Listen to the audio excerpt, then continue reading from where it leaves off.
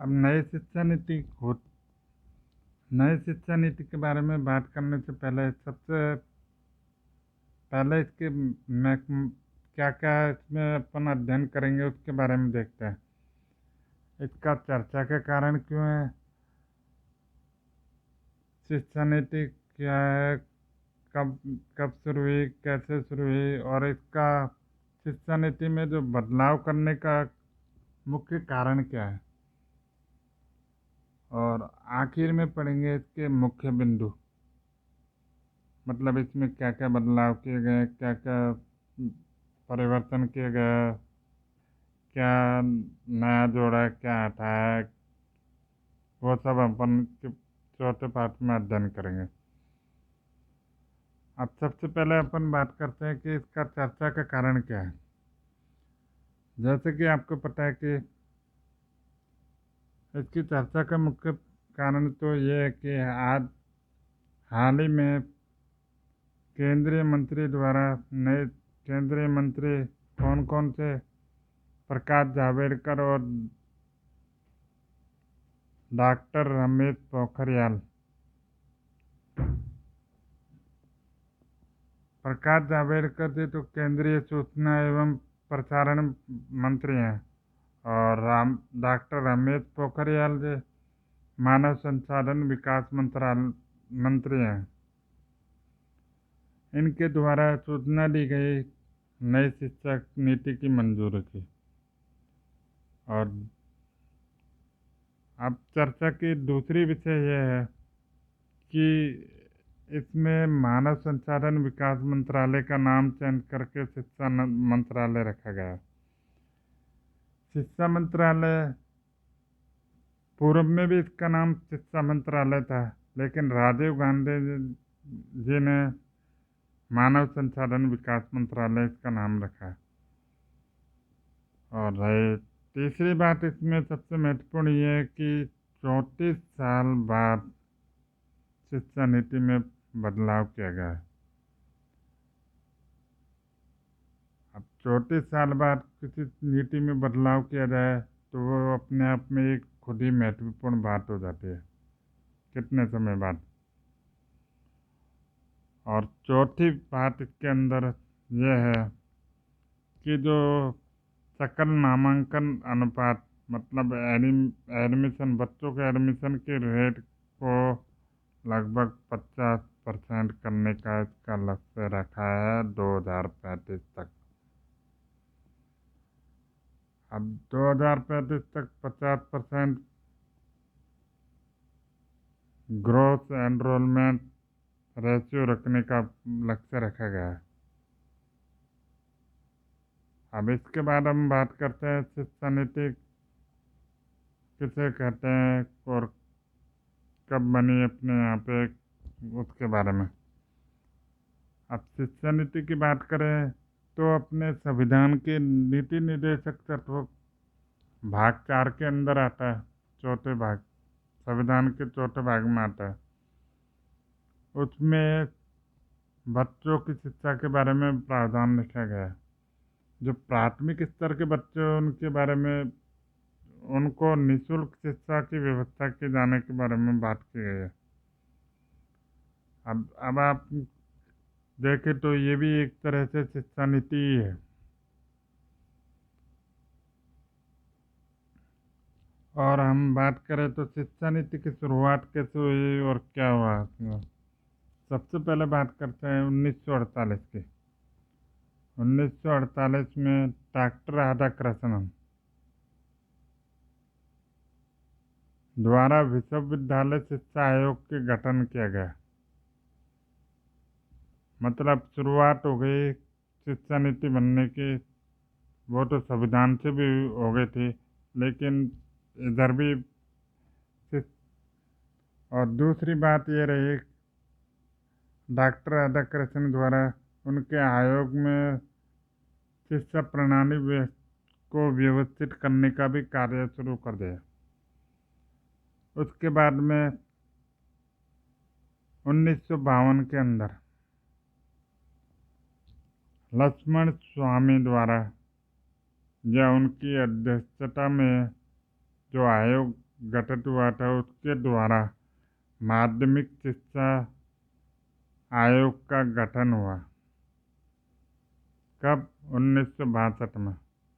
उसके बाद में 1964 के अंतर्गत या 64 में 1964 में दौलत सिंह कोठारे की अध्यक्षता में गठित आयोग द्वारा, कौन सा आयोग? शिक्षा आयोग द्वारा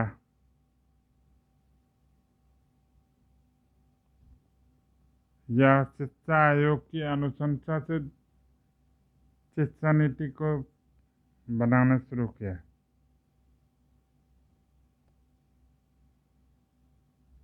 अब शिक्षा नीति बनना 1964 से बनना प्रारंभ हो गई। वर्तमान में जो अपनी शिक्षा नीति चल रही है उसका वो 1986 में तैयार हुई थी।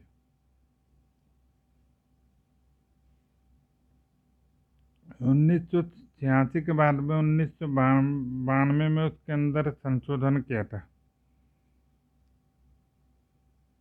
एक बदलाव और संशोधन में बहुत अंतर होता है। संशोधन में कुछ पार्ट में चेंज कर दिया जाता है और बदलाव पूर्ण रूप से बदला जाता है या उसमें कई नियम वगैरह सब बदले जाते हैं। अब अपन बात करते हैं शिक्षा नीति में बदलाव का कारण क्या है। जो इसरो के पूर्व अध्यक्ष थे कस्तूरी रंगन, इनकी अध्यक्षता में एक समिति थी जिसने पिछले साल मतलब 19 के अंदर नई शिक्षा नीति का मसौदा किसको सौंपा? अपने वर्तमान मानव संसाधन विकास मंत्री डॉक्टर रमेश पोखरियाल को, जो कि उस समय इस मंत्रालय में आए थे। तो अब हम समझ सकते हैं कि कैसे शिक्षा मंत्री में बदलाव की कोशिश की गई। अब हम इसके मुख्य बिंदु के बारे में बात करते हैं, मतलब इसमें क्या क्या बदलाव है, इसमें क्या क्या खास किया गया है, क्या क्या चेंज किया है, क्या नहीं किया है, उसके बारे में।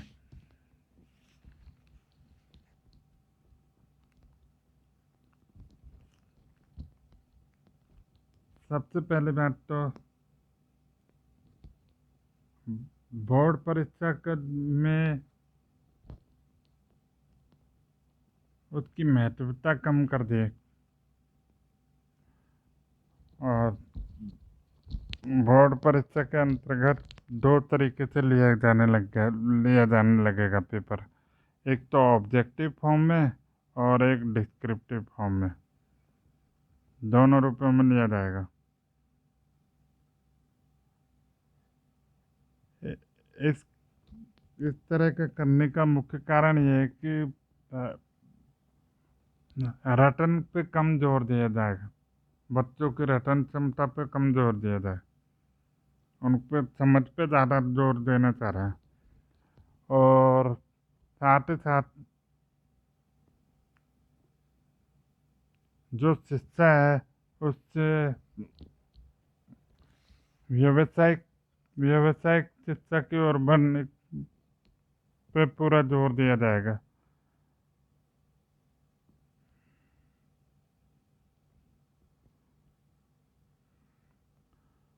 और दूसरी बात,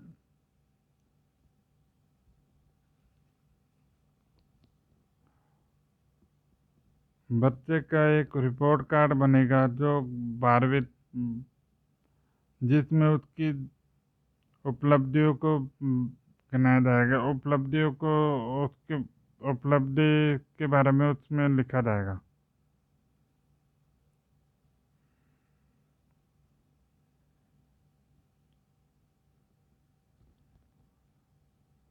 हम बात करते हैं कि इसमें और क्या क्या बात लिखी गई है। इसमें इस नीति में और क्या खास बात है? इसमें सबसे महत्वपूर्ण बात यह है कि 5वीं कक्षा तक के बच्चों को स्थानीय भाषा में पढ़ाई करनी, उनकी जो मीडियम होगी वो स्थानीय भाषा में होगी। स्थानीय भाषा के माध्यम में उनको पढ़ाया जाएगा। अभी फिलहाल तो 5वीं कक्षा तक होगा, फिर उसके बाद 8वीं कक्षा तक भी हो सकता है या उससे आगे भी हो सकता है स्थानीय भाषा का प्रयोग।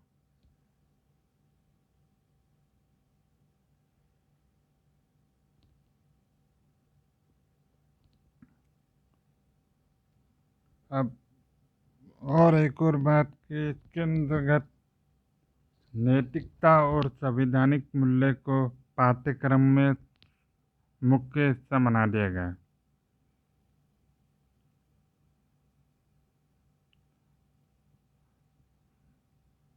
इस नीति का पूर्णतः जोर बच्चों की वैचारिक समझ, रचनात्मकता और महत्वपूर्ण सोच में बढ़ावा देने के लिए की गई है।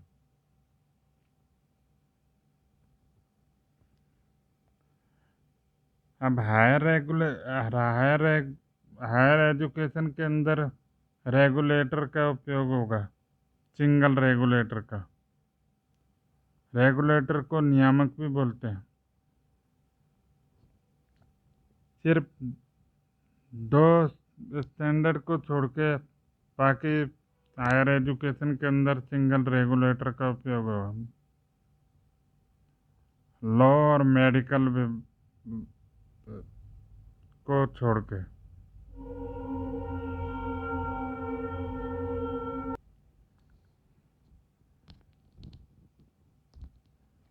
इस शिक्षा नीति में एक मुख्य प्रावधान ये किया गया है,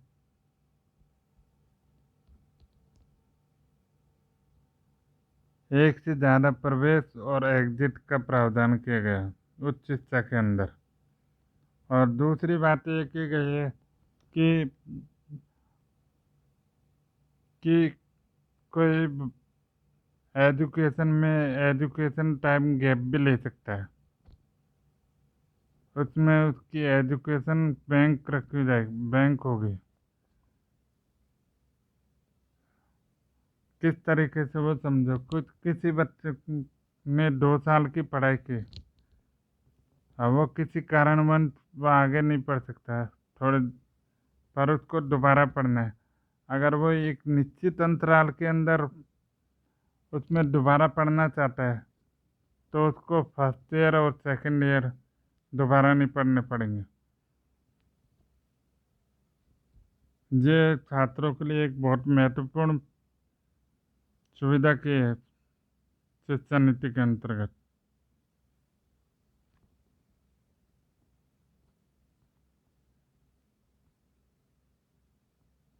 इस शिक्षा नीति में टेक्नोलॉजी और ऑनलाइन एजुकेशन पे पूरा जोर दिया है। अब ऑनलाइन एजुकेशन पे जोर दिया है तो ऑनलाइन पाठ्यक्रम भी होने चाहिए। अब ऑनलाइन पाठ्यक्रम, अब जब क्षेत्रीय भाषाओं को प्रोत्साहन दिया है तो क्षेत्रीय भाषाओं में भी ऑनलाइन पाठ्यक्रम उपलब्ध होना चाहिए, उसका भी इसमें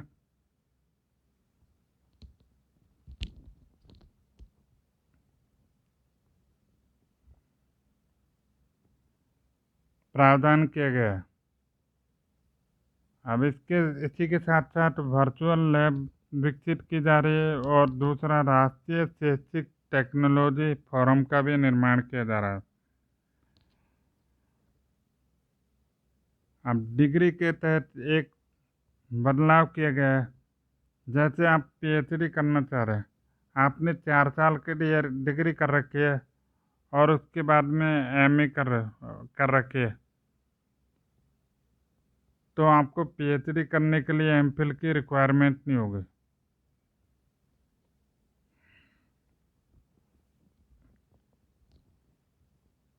और यूएसए के नेशनल साइंस फाउंडेशन के तर्ज पर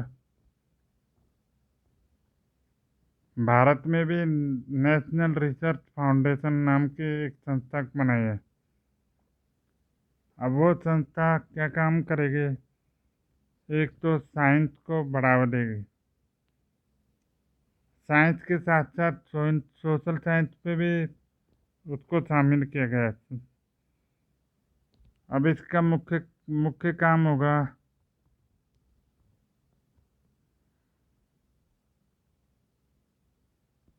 जो बड़े प्रोजेक्ट होते हैं उनकी फंडिंग,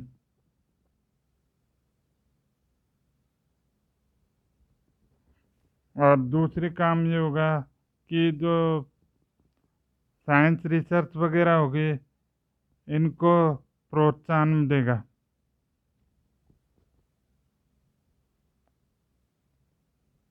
अब आप समझ सकते हो, अगर ये सब इंडिया भारत में होता है तो भारत में वैज्ञानिक या कहें तो साइंटिस्ट बनने का प्रभाव कितनी तेजी से बढ़ेगा।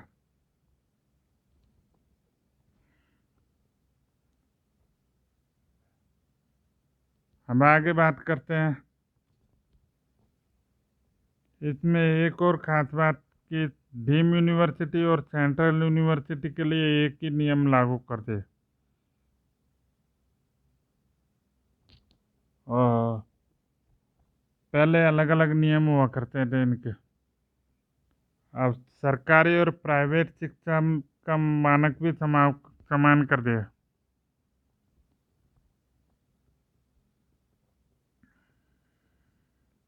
इसके साथ साथ एक और खास बात इसमें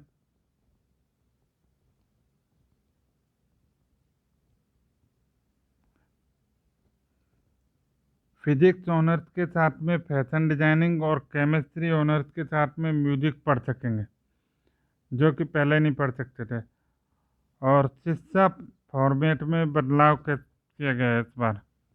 पहले अपन करते थे 10th के बाद 10+2 फॉर्म में जानते थे अपन शिक्षा को। अब की बार शिक्षा में बदलाव इस तरीके से किया गया है, 5+3+3+4, 5+3+3+4। अब इसमें कक्षाओं के विभाग को बांटा कैसे है? अब पहले पहले पहले प्रभाग में देखते हैं, उसको फाउंडेशन स्टेज के नाम से जाना जाता है। अब फाउंडेशन स्टेज के नाम से जाना जाएगा। इसमें कक्षा कौन कौन सी होगी? पहली तो प्राइमरी की 3 साल, UKG LKG nursery, UKG LKG चल, और कक्षा 1 और कक्षा 2, ये 5 क्लास फाउंडेशन स्टेज में होगी। दूसरा है तैयारी का चरण। तैयारी के चरण में कक्षा 3 से लेकर कक्षा 5 तक का रखा गया है। तीन तीन कक्षाओं को रखा गया है। उसके बाद में आता है मध्य चरण। मध्य चरण में कक्षा 6, कक्षा 7, कक्षा 8, 3 कक्षा को रखा गया है। उसके बाद में माध्यमिक माध्यमिक के अंतर्गत 4 कक्षाओं का प्रावधान है, 9वीं, 10वीं, 11वीं और 12वीं। इस तरह से ये 4 चरणों में बांटा जाएगा।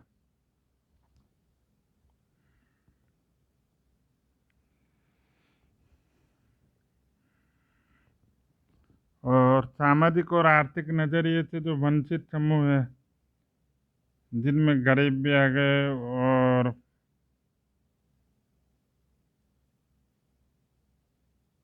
ST SC वाले लोग भी आ गए, उनकी शिक्षा पर भी विशेष जोर दिया जाएगा। और उस शिक्षा में प्रवेश करने के लिए सबसे मेन बात ये होगी कि सिर्फ एक एंट्रेंस एग्जाम होगा, जिसको नेशनल टेस्टिंग एजेंसी NTA द्वारा लिया जाएगा।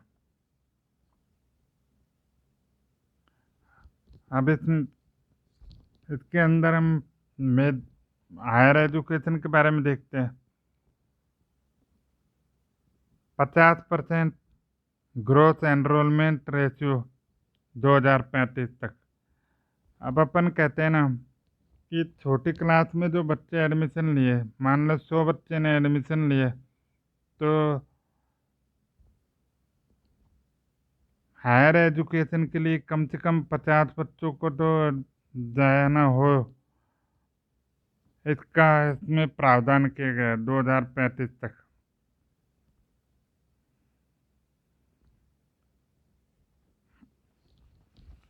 अब अपने को यूजी और पीजी वगैरह के प्रोग्राम किस तरीके से किए गए हैं देखो।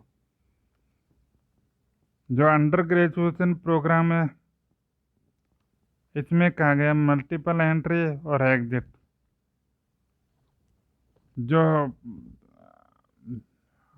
अंडर ग्रेजुएशन का प्रोग्राम है वो या तो 3 साल का होगा या 4 साल का, और पोस्ट ग्रेजुएशन प्रोग्राम होगा या 1 साल का होगा या 2 साल का।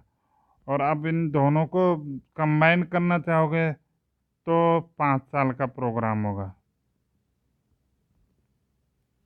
और एम फिल को हटा दिया गया है।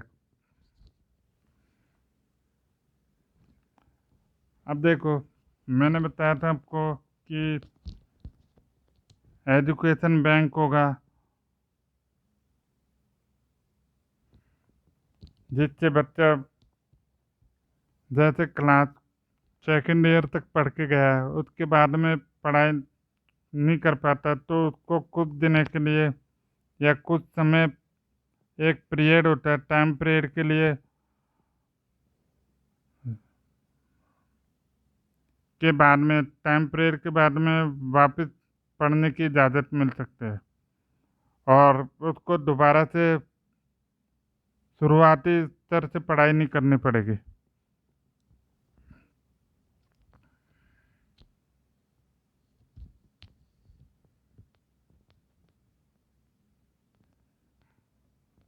जिसके लिए क्रेडिट ट्रांसफ़र और एकेडमिक बैंक ऑफ क्रेडिट का निर्माण किया इस नीति के अंतर्गत।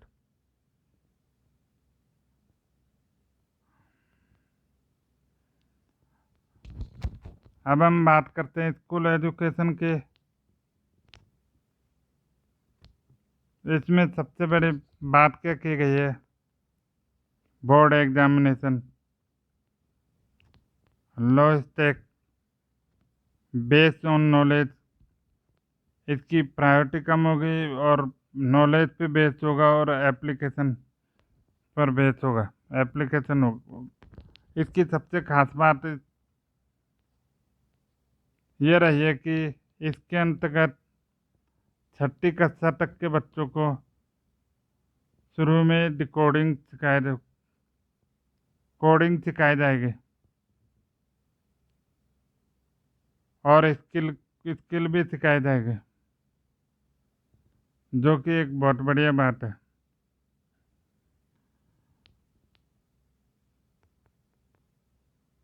स्कूल एजुकेशन में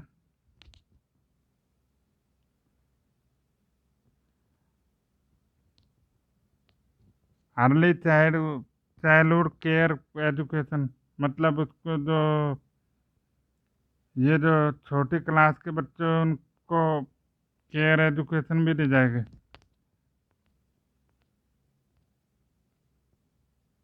और दूसरा 5+3+3+4 का सर्कुलर मैं आपको बता ही चुका हूँ।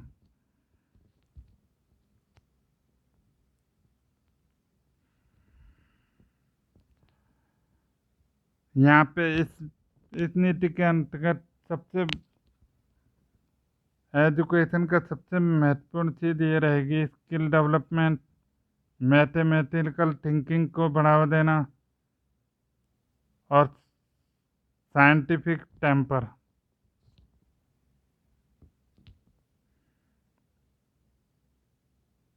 और इसमें कला और विज्ञान के बीच में कोई वो नहीं रहेगा, डिफ़िकल्टी नहीं रहेगी इसमें। सबको सही तरीके से और सरल तरीके से पढ़ाया जाएगा।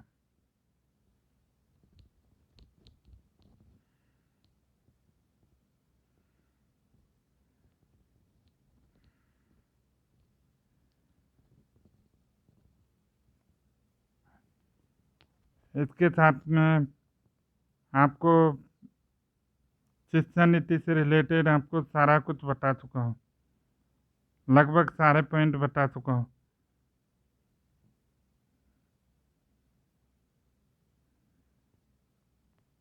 इसी के साथ विदा लेते हैं। और अच्छा लगे तो कमेंट करके बताइएगा, बुरा लगे तो भी कमेंट करके बताइएगा, जिससे मैं अगली बार सुधार करके आपके पास सामने पेश हो सकूं। धन्यवाद।